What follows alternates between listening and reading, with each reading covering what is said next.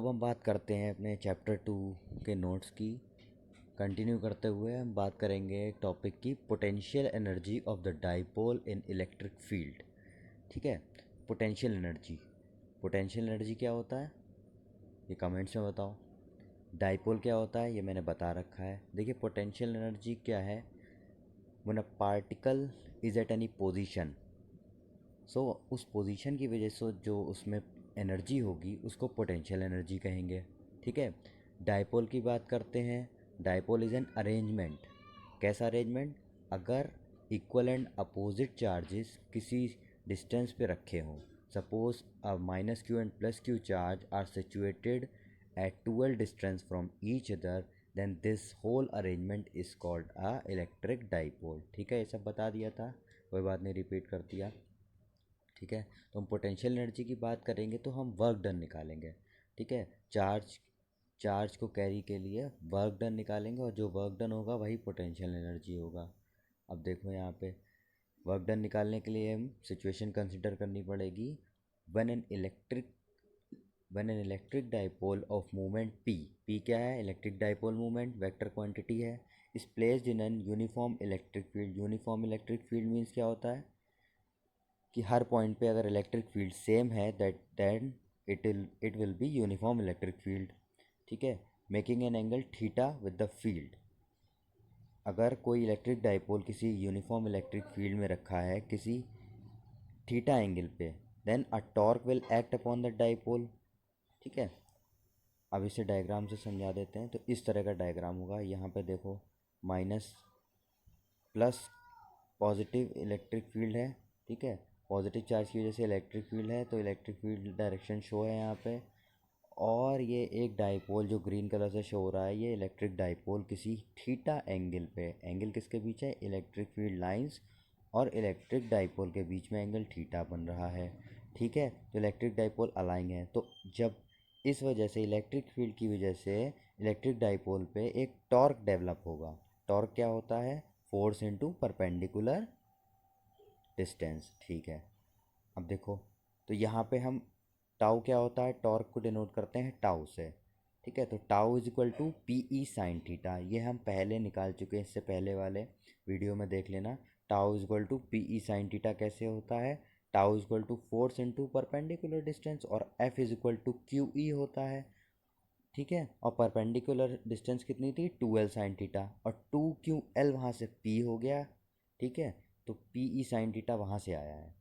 अब देखो if we rotate the dipole further then the work done. अगर हम डाइपोल रोटेट करते हैं फर्दर तो डी डब्ल्यू क्या हो जाएगा? वर्क डन क्या हो जाएगा? डी डब्ल्यू क्यों? Small work done is equal to tau d theta. ठीक है, d theta mean small angle. अब क्या होगा? टाउ की यहाँ पे नेक्स्ट लाइन में वैल्यू रख दी हमने।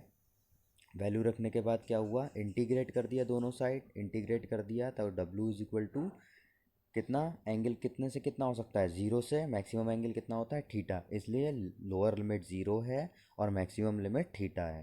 ठीक है, P E sine theta D theta, तो थीटा के रिस्पेक्ट में साइन थीटा को इंटीग्रेट कर देंगे तो साइन थीटा ही सिर्फ इंटीग्रेट होगा, बाकी पी ई तो कांस्टेंट है यहाँ पे। तो साइन थीटा का इंटीग्रेशन क्या होता है? माइनस का कॉस थीटा होता है, माइनस का कॉस थीटा। देखो यहाँ पे डब्ल्यू equal to P e bracket में माइनस का कॉस थीटा। अब हम लिमिट लगा देंगे, तो हायर लिमिट लगाएंगे तो कॉस थीटा की जगह थीटा कॉस थीटा हो जाएगा माइनस का। ठीक है, अब माइनस करते हैं, माइनस करते हैं और माइनस का है तो माइनस माइनस प्लस हो गया, इसलिए कॉस लोअर लिमिट ज़ीरो है तो ज़ीरो। अब यहाँ पे सॉल्व कर लो तो पी ई कॉस थीटा की जगह माइनस कॉस थीटा ही रहेगा, माइनस कॉस थीटा की जगह माइनस कॉस थीटा ही रहेगा, और कॉस ज़ीरो की वैल्यू वन होती है तो प्लस का वन आ गया यहाँ पे। इसको रीअरेंज करके लिख लिया, डब्ल्यू is equal to P e bracket one minus cos theta. अब यहाँ पे कुछ केसेस आ जाते हैं एग्जाम्पल के लिए, लाइक अगर थीटा 90 डिग्री है, दैट मीन्स अगर डाइपोल और इलेक्ट्रिक फील्ड की डायरेक्शन राइट एंगल की फॉर्म में है तो थीटा 90 डिग्री होगा, और 90 डिग्री होगा तो कॉस 90 डिग्री रखेंगे। कॉस 90 डिग्री की वैल्यू क्या होती है? ज़ीरो होती है। Then one minus zero is equal to zero, that means डब्ल्यू इजक्वल टू पी ई हो जाएगा इस वाली इक्वेशन से। ठीक है, अगर इलेक्ट्रिक फील्ड डायरेक्शन और डाइपोल में 180 डिग्री का बन रहा है, दैट मीन्स अपोजिट डायरेक्शन है एक दूसरे के, ठीक है, एंटी पैरेलल है। तो क्या कॉस 180 डिग्री क्या होता है, -1 होता है। -1 होगा तो 1 माइनस माइनस वन 1 प्लस 1 हो जाएगा, दैट मीन्स 2 हो जाएगा। तो W इक्वल टू 2PE हो जाएगा, ठीक है। इस तरह से ये डायग्राम बनेगा जो पहले आप देख चुके हो। सो अब हम बात करेंगे electric potential due to a spherically symmetric distribution of charge. That means कोई स्पेयर है हमारे पास, ठीक है, उसके उसके सरफेस पे चार्ज जो है वो इक्वली डिस्ट्रीब्यूटेड है, ठीक है। तो हम पहले तो एक कंडीशन एक कंडीशन बना लेंगे। Let us consider a spherical shell of radius r, या कितनी भी रेडियस हो, कोई भी, स्मॉल आर कैपिटल आर कुछ भी रख सकते हो। Let us consider a spherical shell of radius capital r carrying a charge q, उस पर क्यू चार्ज है, ठीक है, distributed uniformly on it surface, उसके सरफेस पे क्यू चार्ज यूनिफॉर्मली डिस्ट्रीब्यूटेड है, ठीक है। तो हम पहले निकाल लेंगे एट एन एक्सटर्नल पॉइंट या कोई भी पॉइंट पे बाई गॉस लॉ हम लगा देंगे। ई इज इक्वल टू क्या होता है, 1/4πε0 क्यू अपॉन आर स्क्वायर। ये आपका स्पेरिकल सरफेस की वजह से इलेक्ट्रिक फील्ड की वैल्यू डेरिवेशन होता है, E is equal to 1/4πε0 Q upon R square. Then if V be the potential at this point, किसी पॉइंट पे आर पॉइंट पे अगर वी पोटेंशियल है, देन रिलेशन क्या होता है, E is equal to minus D V upon D R होता है। तो D V upon D are,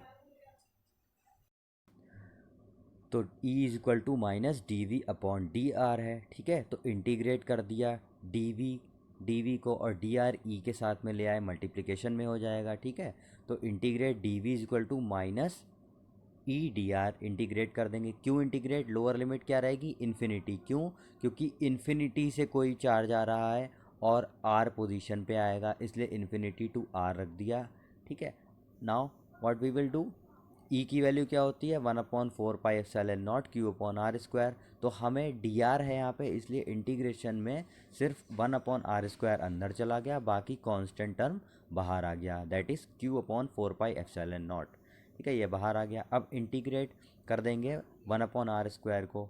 कैसे इंटीग्रेट, क्या हो जाएगा 1/r², इसका हो जाएगा -1/r, ठीक है, -1/r आ जाएगा।